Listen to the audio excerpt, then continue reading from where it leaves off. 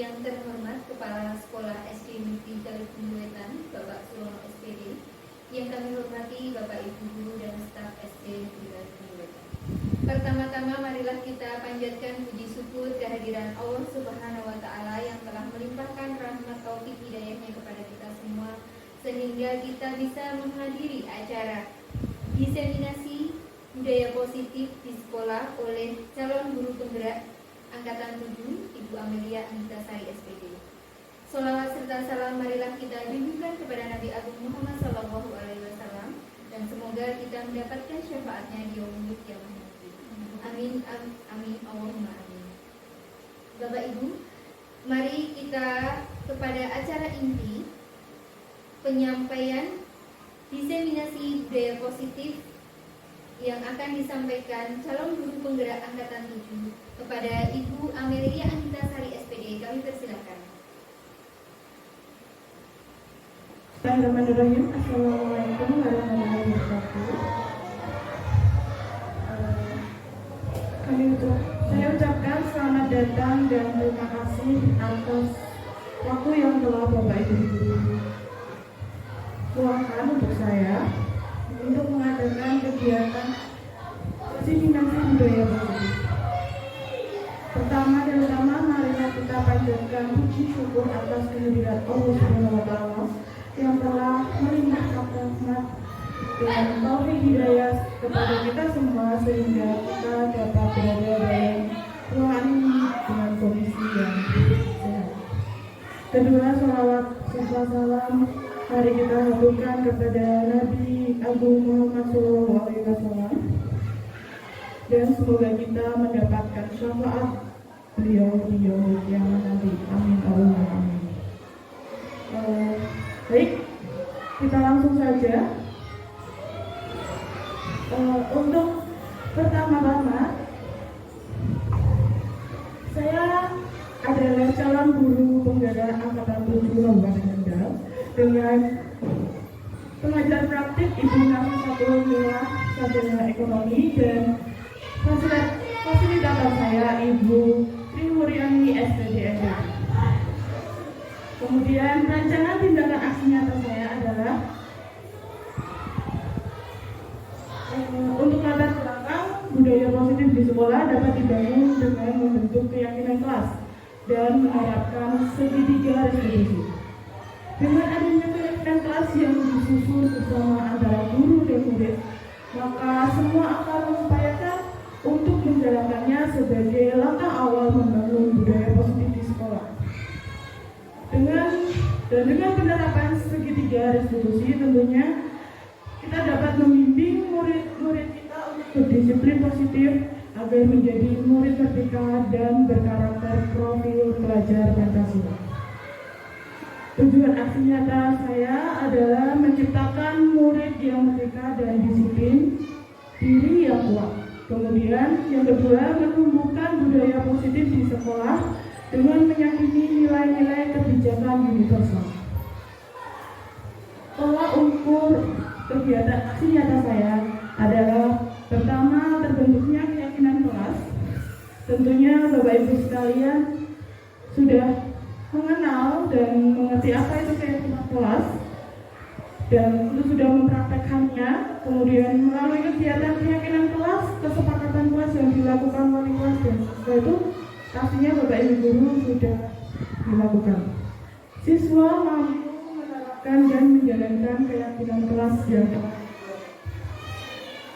Tentunya Bapak Ibu di awal pelajaran itu bulan Juli sampun melaksanakan kegiatan pembuatan kesepakatan kelas. Kemudian lini masa tindakan. Langkah-langkah tindakan yang akan dilakukan pertama, memberikan penjelasan kepada murid mengenai keyakinan kelas. Kemudian membentuk keyakinan kelas bersama murid. Yang ketiga, bersama murid menerapkan dan dari keyakinan kelas. Keempat, memasang keyakinan kelas. Dan kelima, mempraktekkan segitiga restitusi. Keenam, meminta izin kepada kepala sekolah untuk melakukan kegiatan sosialisasi ini. Yang kedua, melakukan sosialisasi kepada warga sekolah, yang mana warga sekolah ini termasuk guru kelas, guru mapel, dan staf penjaga sekolah. Yang kedelapan, menerapkan keyakinan dan restitusi secara berkelanjutan dan konsisten. Kesembilan, melakukan refleksi dan tindakan perbaikan. Dukungan yang dibutuhkan oleh saya adalah tentu saja pertama, kerjasama kepala sekolah, pendidik dan tenaga pendidikan untuk dapat bersama-sama berupaya konsisten dalam menerapkan budaya positif. Yang ketiga, kerjasama orang tua dan murid untuk dapat menerapkan budaya positif di lingkungan rumah.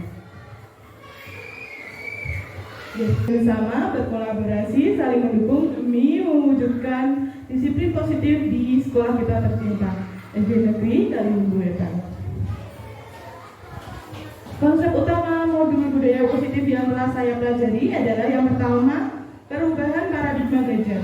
Kedua, disiplin positif. Ketiga, kebutuhan dasar manusia. Keempat, motivasi perilaku manusia.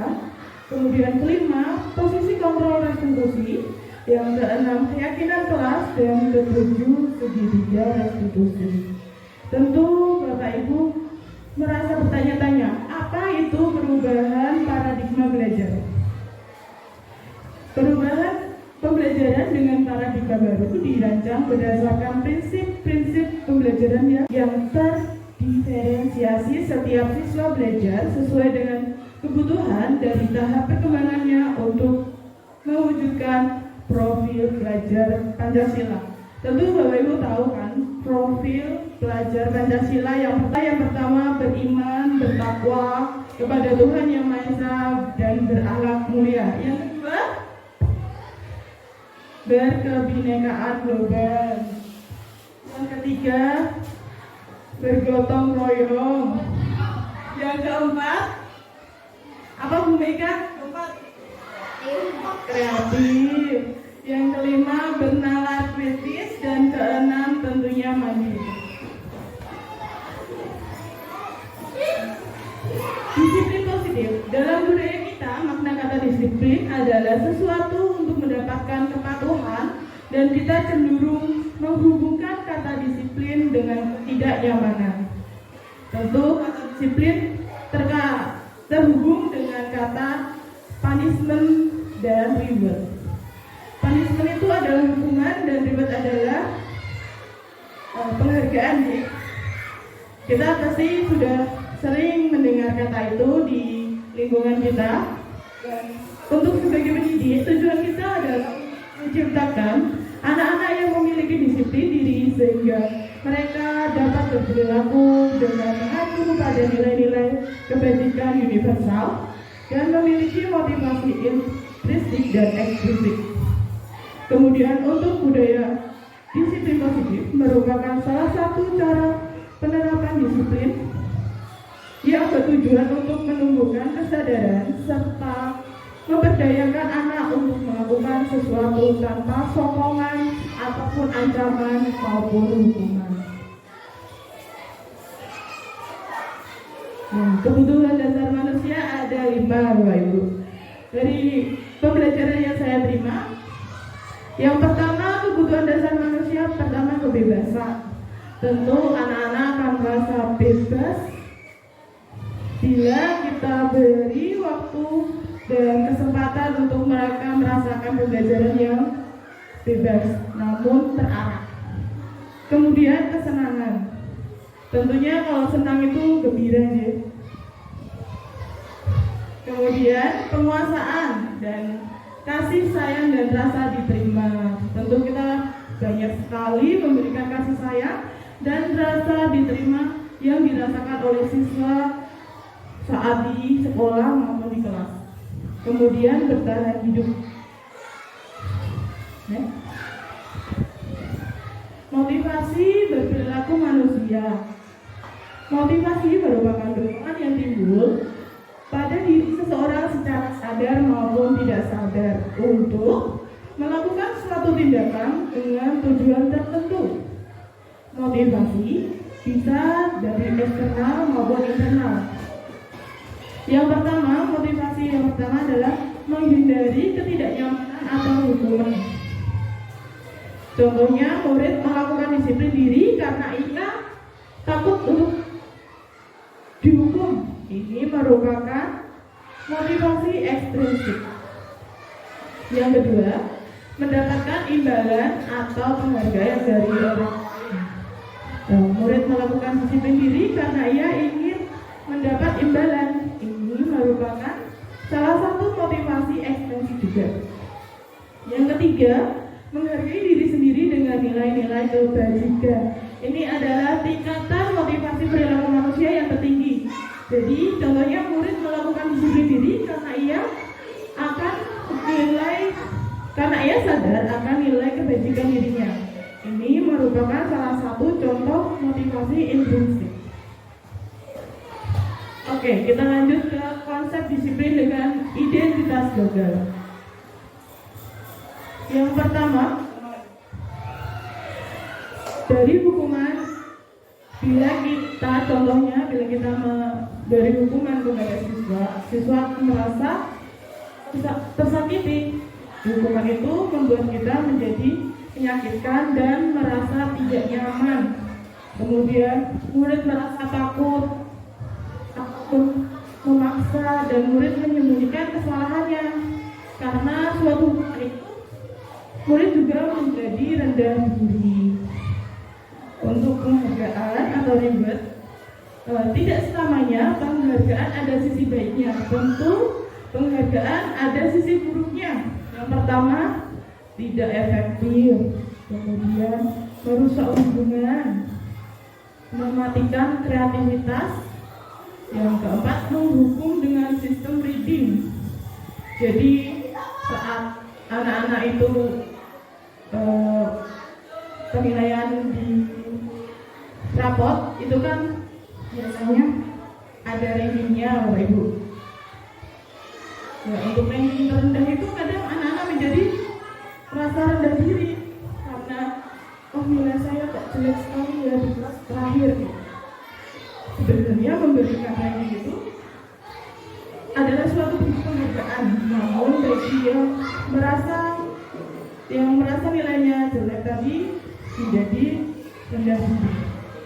Yang terakhir, merampas hak menghargai dirinya. Dengan rendah diri tadi, dia merampas hak menghargai dirinya.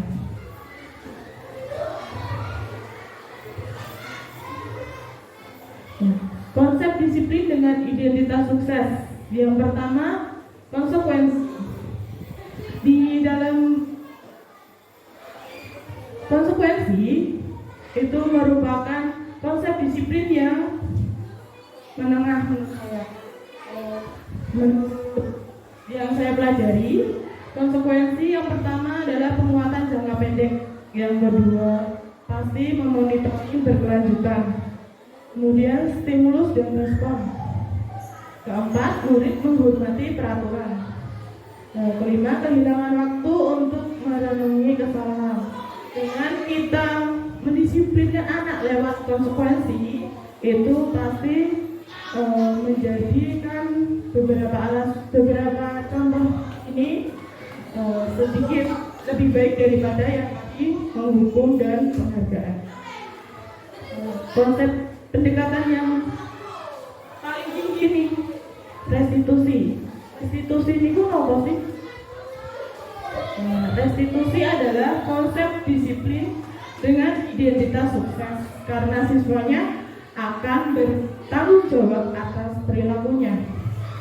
Contohnya, murid bertanggung jawab atas perilakunya. Kedua, fokus pada pemecahan masalah jangka panjang. Yang ketiga, murid menghormati dirinya dan orang lain. Keempat, teori kontrol dirinya contohnya dirinya memegang kontrol tanpa ada stimulasi dari guru. Jadi anak tersebut sudah mandiri dalam mengontrol dirinya berbudaya disiplin. Kelima, murid bersemangat memperbaiki kesalahan. Jadi sebelum anak tersebut Sebelum murid itu menyadari, setelah anak itu menyadari bahwa anak itu salah, dia langsung memperbaiki kesalahannya dengan minta maaf contohnya, atau sebuah cara memahami disiplin positif pada murid. Tadi pengertian restitusi sudah saya sampaikan. Restitusi adalah proses menciptakan kondisi bagi murid untuk memperbaiki kesalahan mereka bisa kembali pada kelompok mereka dengan karakter yang lebih kuat dari Bosan 2004. Jadi restitusi yang pertama bukan untuk menebus kesalahan, namun untuk belajar dari kesalahan. Yang kedua, memperbaiki hubungan. Ketiga, tawaran bukan paksaan. Yang keempat, restitusi menuntut untuk melihat ke dalam diri. Yang kelima, restitusi mencari kebutuhan dasar yang menjadi mendasari tindakan. Tadi 5 kebutuhan dasar manusia yang sudah disebutkan ya. Kebebasan, kesenangan, bertahan hidup, dan yang keenam, restitusi adalah cara yang paling baik. Restitusi fokus pada karakter bukan tindakan. Kemudian kedelapan, restitusi menguatkan dan fokus pada solusi. Kesembilan, restitusi mengembalikan murid yang berbuat salah pada kelompoknya. Jadi karakter anak dengan restitusi ini, karakter anak akan menjadi lebih baik lagi.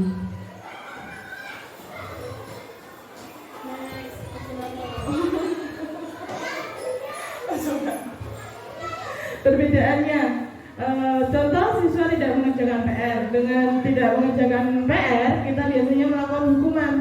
Guru menghukum siswa murid tersebut dengan memainkan bendera selama 10 menit, atau guru marah dan murid menjadi takut. Itu adalah sebuah contoh hukuman yang menurut dosen ini tidak baik. Ini adalah yang terendah. Untuk yang menengah, konsekuensi ini, guru memberikan konsekuensi untuk mengerjakan PR saat istirahat atau dikerjakan sebanyak 3 kali lipat. Dan guru tegas dan siswa menghormati peraturan. Biasanya kita sudah menggunakan yang mana, Bapak Ibu ya? Konsekuensi ya, ya kan? Pernah nggak kita melakukan hukuman? Kayaknya tidak, saya belum pernah lihat di sekolah kami melakukan hukuman. Nah, mari dengan ini kita restitusi. Guru menanyakan keyakinan kelas atau dirinya dan membantu siswa menyelesaikan masalahnya. Atau guru terbuka dan siswa menghormati dirinya dan orang lain. Ini adalah restitusi yang paling baik pendekatannya untuk mendekati siswa yang melakukan kesalahan.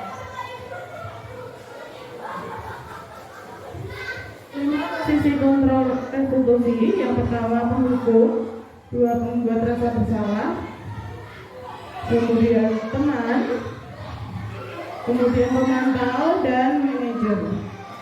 Bagaimana posisi guru, Bapak Ibu guru? Sudah di mana? Sudah di mana? Anda sudah di mana dalam posisi kontrol restitusi? Di penghukum, membuat rasa bersalah, siswa menjadi teman di atau pemantau. Anda hanya memantau saja kalau siswanya merasa bersalah, atau manajer? Pemantau sudah, teman? Membuat rasa bersalah? Tidak pernah ya, karena itu membuat siswa menjadi rendah diri ya. Contoh penerapan 5 posisi kontrol tadi yang saya sebutkan. Yang menghukum itu misalnya kita bilang seperti ini, Bapak Ibu guru, patuhi aturan sekolah, lalu berdiri di depan barisan. Biasanya saat itu, contohnya ini ya, waktu tadi upacara sekolah ya, saat anak tidak memakai atribut lengkap, biasanya kita memberikan toleransi kepada anak tersebut untuk besok lagi jangan melakukan kesalahan yang sama. Nah, kalau yang penghukum itu biasanya bilangnya seperti tadi, permintaan sekolah lalu berdiri di depan barisan. Itu menurut saya salah ya, itu sebenarnya kita jangan sampai seperti itu ya Bapak Ibu. Nah, kemudian membuat rasa bersalah.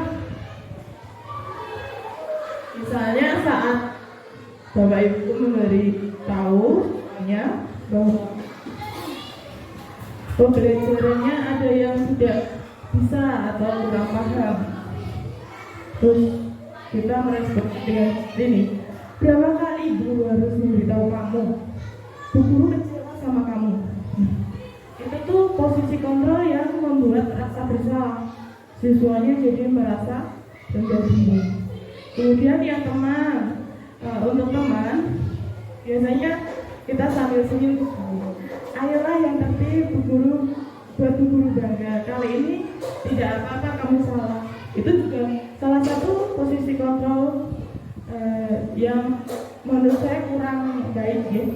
Kemudian pemantau, saat memantau itu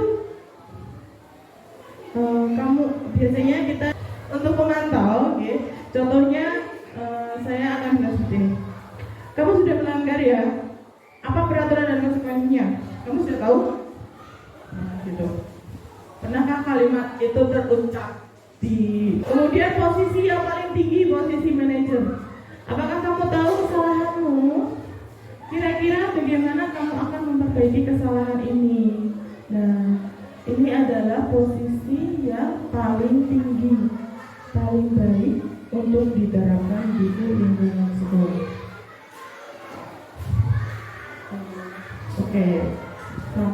Oke, sekarang kita memasuki materi selanjutnya yang telah saya dapatkan dari program calon guru berprestasi. Yang pertama, keyakinan kelas. Keyakinan kelas itu, mengapa keyakinan kelas? Pertanyaannya pasti seperti itu, ya. Mengapa tidak peraturan kelas saja? Biasanya kalau di kelas itu kan tata tertib kelas zaman dulu itu ya. Kalau sekarang itu namanya keyakinan kelas. Mengapa kita memiliki peraturan tentang menggunakan helm pada saat mengendarai kendaraan roda 2 motor? Tentu itu pastinya salah satu peraturan yang ada di Indonesia. Terus kedua, mengapa kita memiliki peraturan tentang penggunaan masker dan mencuci tangan setiap hari saja? Itu adalah salah satu hal yang kita sepakat untuk gunakan saat kemarin pandemi COVID-19.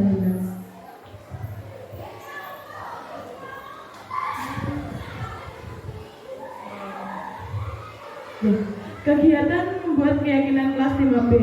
Kemarin saya sudah bersama siswa saya dan siswa saya sudah membuat keyakinan kelas di kelas saya sendiri, kelas 5B. Pertama saya mendiskusikan tentang peraturan. Jadi saya mengajak siswa saya untuk mengobrol apa saja kesepakatan kelas di awal pembelajaran itu, bagaimana tujuan kelas kita, gimana kita akan membawa diri kita di kelas saat kelas 5B sudah naik kelas 5B ini, bagaimana apa saja peraturan kita gunakan atau kita terapkan di kelas 5B.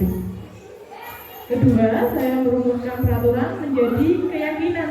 Setelah saya merumuskan peraturan tadi, saya ubah menjadi kalimat positif dalam bentuk keyakinan. Yang ketiga, saya menempelkan keyakinan di kelas agar anak-anak bisa tahu apa saja keyakinan yang ada di kelas 5B yang tadi telah disepakati. Ini salah satu keyakinan, ini adalah sedikit banyak keyakinan kelas 5B yang saya buat bersama siswa saya. Mungkin ada ibu guru yang bisa mencontoh atau Bagaimana pembentukan keyakinan kelas? Yang pertama, lebih abstrak dari peraturan. Jadi kedua adalah sedikit saja agar mudah diingat. Tadi saya punya dia tidak banyak-banyak karena nanti kalau kebanyakan siswanya pasti lupa. Yang pertama itu disiplin waktu. Jadi anak-anak tidak diberikan kebebasan dalam mengerjakan disiplin waktu itu terkait dengan masuk sekolah, jam masuk sekolah, jam istirahat, jam pulang sekolah. Itu anak-anak harus disiplin dengan waktu yang telah diberikan. Saatnya olahraga, ya belajarnya olahraga. Kalau saatnya belajar di kelas, belajarnya di kelas, bukan malah mainan. Itu yang saya sosialisasikan kemarin ke anak-anak dalam pembuatan keyakinan kelas ini. Yang kedua, belajar dengan antusias, semangat dan percaya diri.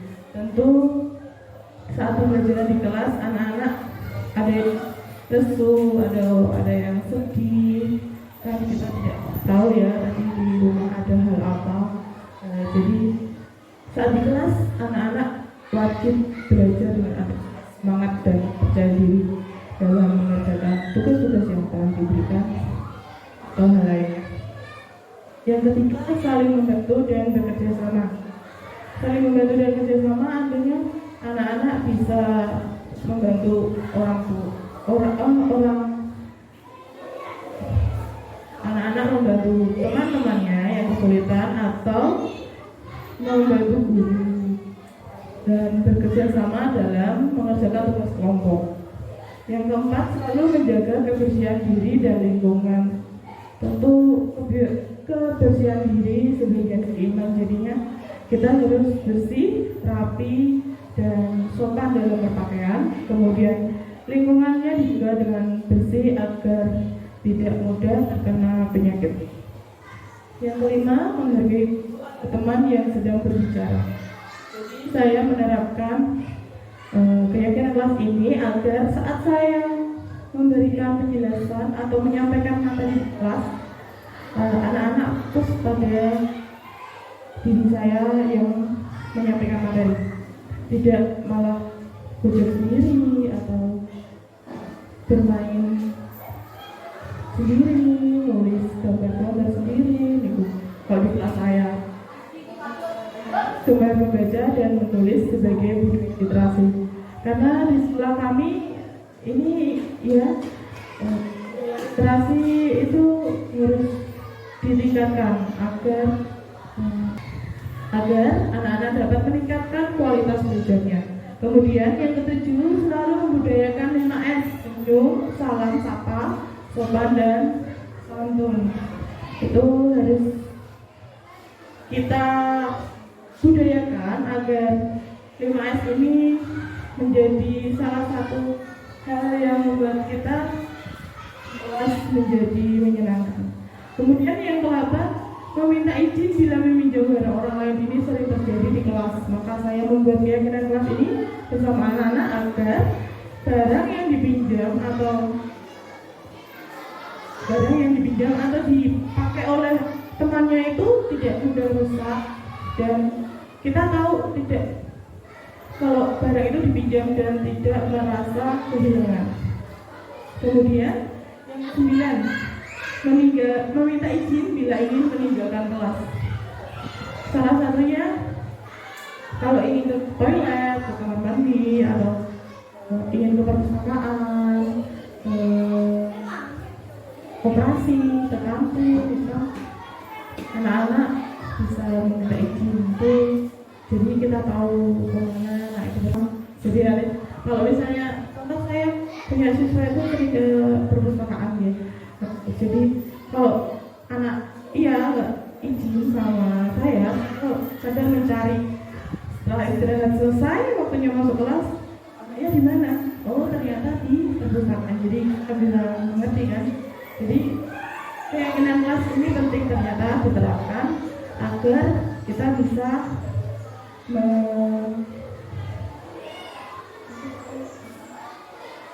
sehingga kita bisa terakhir bertanggung jawab dengan tugas yang diberikan. Di saat saya memberikan tugas kepada siswa dalam bentuk piket, pelajaran atau tugas kelompok, tugas-tugas lainnya, siswa saya merasa bertanggung jawab dan melaksanakannya. Jadi saya sudah diberi pengertian nih, kalau kamu diberi tanggung jawab ini, ya kalau misalnya piket hari Senin ya harus dilaksanakan hari Senin, bukan malah hari lain.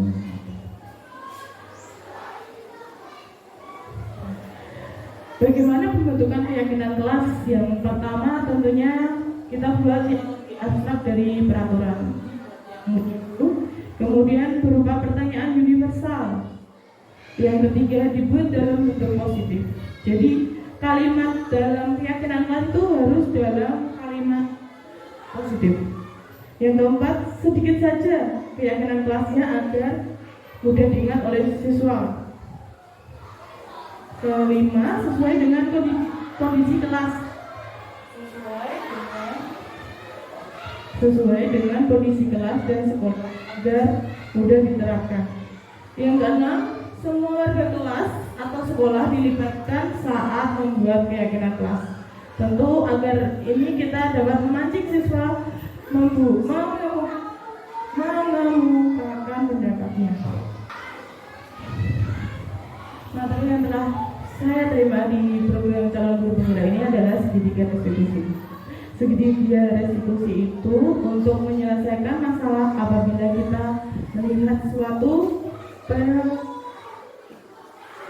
penyelesaian masalah. Segitiga restitusi itu untuk menyelesaikan masalah apabila kita melihat suatu pelanggaran, penyelesaiannya itu dengan pendekatan segitiga restitusi. Tentunya tahapan segitiga restitusi yang pertama adalah menstabilkan identitas. Kita semua akan melakukan hal terbaik yang bisa kita lakukan untuk menstabilkan identitas siswa tersebut. Kemudian validasi tindakan yang salah. Kita akan membuat validasi tindakan yang salah. Semua perilaku murid memiliki alasan pastinya. Jadi kita memvalidasi tindakan yang salah tersebut. Yang ketiga, menanyakan keyakinan. Nah, kita semua memiliki motivasi internal. Jadi saat anak tersebut membuat kesalahan, pastinya kita semua tahu alasannya anak tersebut membuat kesalahan apa. Nah, kita menanyakan kembali keyakinan kelas yang mereka tahu.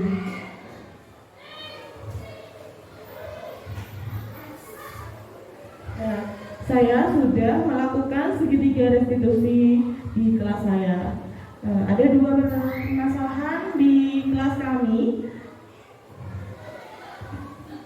Maksud saya, ada 3 permasalahan di kelas saya. Jadi ya, silakan Bapak Ibu perhatikan dan amati bagaimana cara saya melakukan segitiga restitusi saat murid saya melakukan kesalahan. Ya, ini kemarin saya menerapkan budaya positif di kelas kami dengan segitiga restitusi.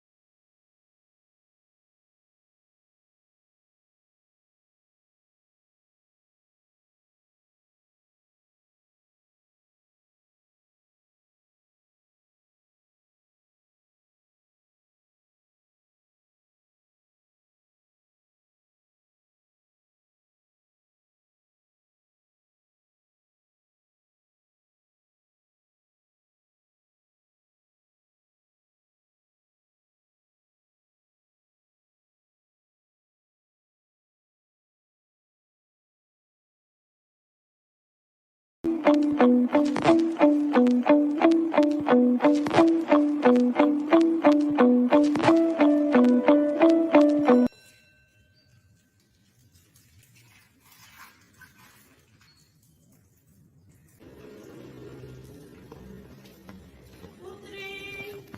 Iya, Bu. itu sampahnya dibuang di tempatnya ya. Iya. Terus setelah dibuang ke tempat sampah, Putri cuci tangan dulu, nanti ketemu dia setelah pulang sekolah, oke?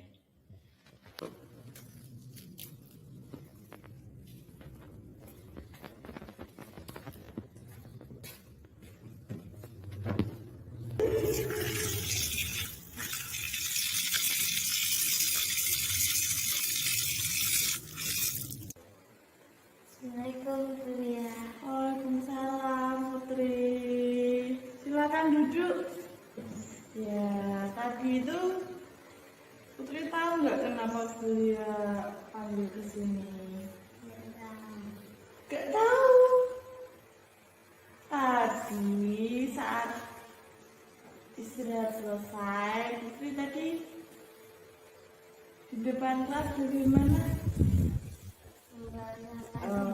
Membuang sampah sembarangan. Jadi tadi karena membuang sampah sembarangan, terus kemudian ketahuan Bulia ya. Terus Putri tahu tidak? Kelas kita punya keyakinan kelas. Tahu apa aja coba keyakinan kelas kita? Dalam depan waktu berdoa sebelum jam pelajaran dimulai. Menjaga kebersihan kelas dan sekolah. Betul sekali. Lah, untuk yang terakhir itu Putri sudah memahami atau belum? Kalau harus menjaga lingkungan kelas dan sekolah. Sudah, kenapa masih dilakukan? Alasannya apa tadi? Karena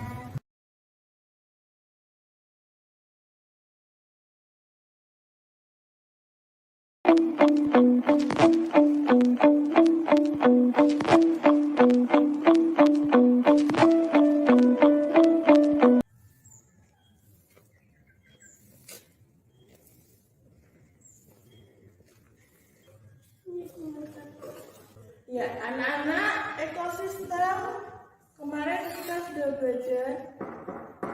Assalamualaikum. Salam. Jam berapa Ari? Setengah 8. Kok bisa sih berangkatnya siang banget? Hah? Kok nggak tahu tadi malam tidur jam berapa? Setengah 9 malam sekali. Ya, silakan duduk. Assalamualaikum. Salam. Silakan duduk Arin. Iya, Arin tadi tahu tidak salahnya apa? Tahu. Apa coba? Datang terlambat. Datang terlambat. Arin tahu tidak kita punya keyakinan kelas? Tahu. Salah satunya apa coba? Nomor 1, ya nomor 1. Datang tepat waktu. Datang tepat. Tadi Arin berapa jam? Setengah 8. Alasannya kenapa Arin? Mainkan sampai malam. Apa yang dibuka handphonenya sampai malam mainnya? YouTube, main YouTube. Iya, setelah itu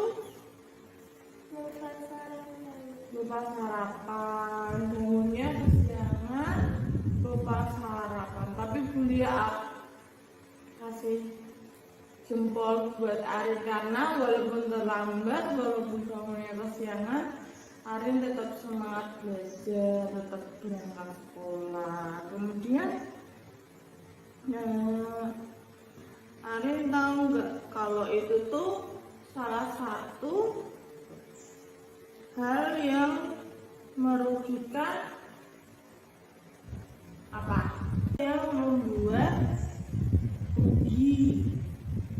Ada 3, rugi orang lain, rugi diri sendiri, dan rugi lingkungan. Tadi perbuatan Arif termasuk rugi untuk diri sendiri karena tadi malam main HP sampai malam, main YouTube ya, terus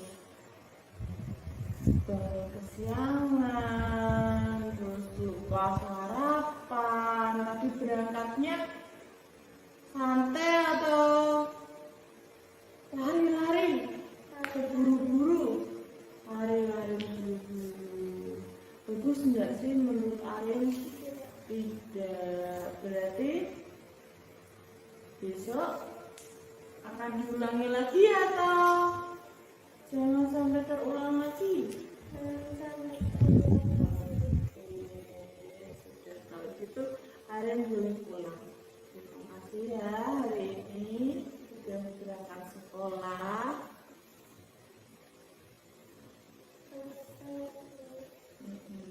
Silakan.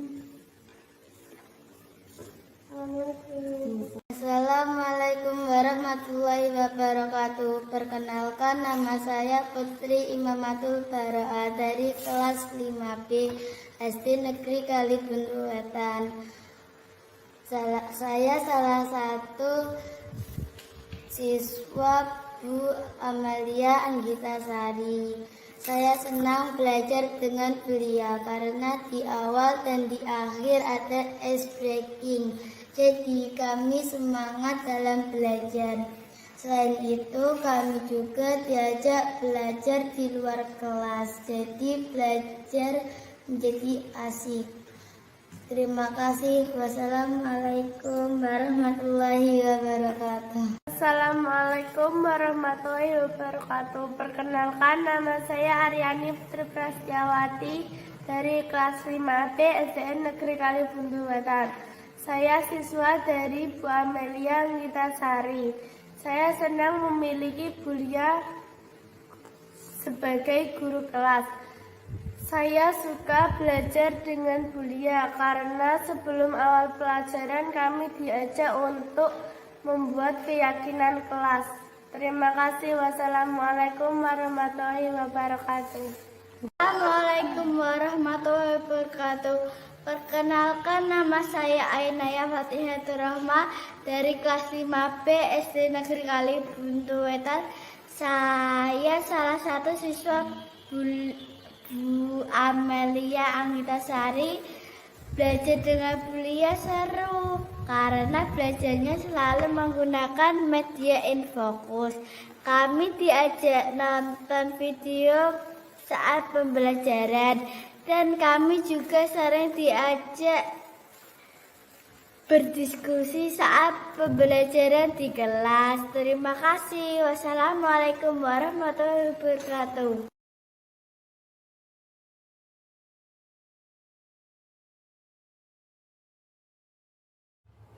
Dalam penerapan disiplin positif, hendaknya guru memiliki standar kepribadian, profesional, dan yang baik, di mana guru mampu berefleksi pada posisi kontrolnya saat ini. Bagaimana bisa dirinya seperti saat ini? Bagaimana perjalanan dirinya sebagai seorang among atau posisi manajer yang menuntun murid-muridnya menjadi insan yang mandiri, merdeka, dan bertanggung jawab. Ini dari Standar Nasional Pendidikan. Semoga sesi belajar kita hari ini membawa manfaat sehingga dapat mewujudkan pelajar berprofil Pancasila.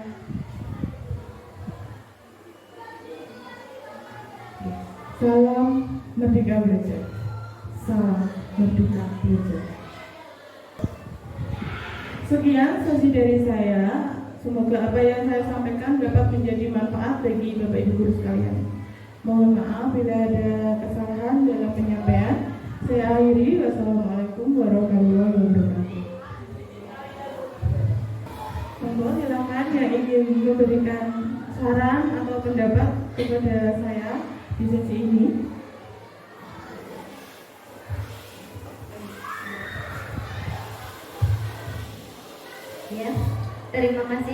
pada kesempatannya.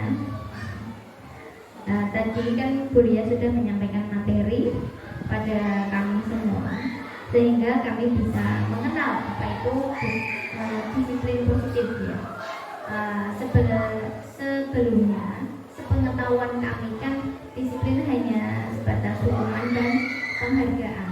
Tapi setelah Kak Bulia sampai. Terima kasih Bu Mega untuk apresiasinya, dan juga tadi kita di sini tuh cuma berbagi pengalaman, jadi bukan maksud saya untuk menggurui. Jadi intinya saya sampaikan di sini insya Allah adalah sebuah teori yang apabila kita terapkan dalam waktu yang panjang sebagai budaya positif di sekolah, apabila dengan murid yang notabene kita adalah sekolah besar, itu artinya kita memiliki tanggung jawab untuk mendidik murid menjadi insan yang lebih baik dengan budaya positif ini. Budaya positif ini juga bukan untuk mematahkan budaya yang sudah terjadi kemarin-kemarin. Yang kemarin itu sudah efektif, namun intinya kita dapat membentuk karakter siswa bukan hanya untuk takut peraturan sekolah. Contohnya tadi siswa tidak memakai atribut saat upacara tadi, saya membawahi saja ini bahwa pendidikan karakter itu nyata dan memang harus ada tindakan dari guru supaya siswa itu paham dan mengerti apa tujuan yang guru berikan. Jadi siswa itu tuh tahu kesalahannya di mana, gitu loh. Disiplin positif ini bukan suatu hal yang mudah karena kita harus melangkahi pendekatan-pendekatan yang lalu. Jadi kita harus bagaimana ya, semangat dalam menerapkan budaya disiplin ini. Mari kita berbenah bersama-sama warga sekolah, tentunya siswa maupun guru. Kita pelan-pelan murid kita melakukan kesalahan itu kita bantu untuk memperbaiki sikapnya, bukan malah menjelek-jelekannya ya. Dan memang adanya siswa-siswa yang sulit untuk menangkap apa yang diberitahukan secara halus itu kadang sulit memang, namun setidaknya kita tidak menggunakan bahasa yang kasar. Itulah tugas kita.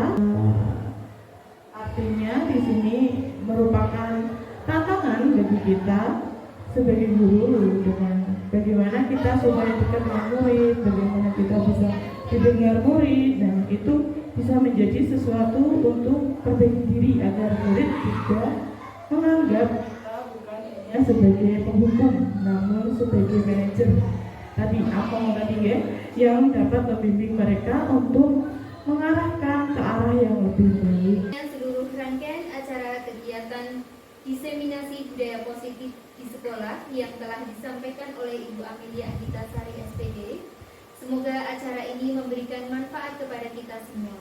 Saya selaku pembawa acara mohon undur diri dan mohon maaf atas segala kekeliruan dan kehilafan kata.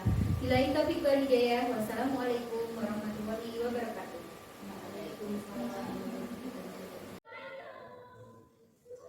Assalamualaikum warahmatullahi wabarakatuh. Saya Uswa, saya bangga dengan Bu Amelia yang masuk menjadi guru penggerak yang sudah melaksanakan diseminasi budaya positif dalam program pendidikan guru penggerak. Mudah-mudahan pembiasaan ini dapat menjadi contoh dan motivasi untuk Bapak Ibu guru SD Negeri Kalibuntu Wetan yang nantinya anak-anak menjadi lebih disiplin dan akhirnya dapat meningkatkan motivasi siswa untuk belajar dan capaian pembelajaran meningkat dalam prestasi siswa. Demikian yang dapat saya sampaikan. Terima kasih. Wassalamualaikum warahmatullahi wabarakatuh.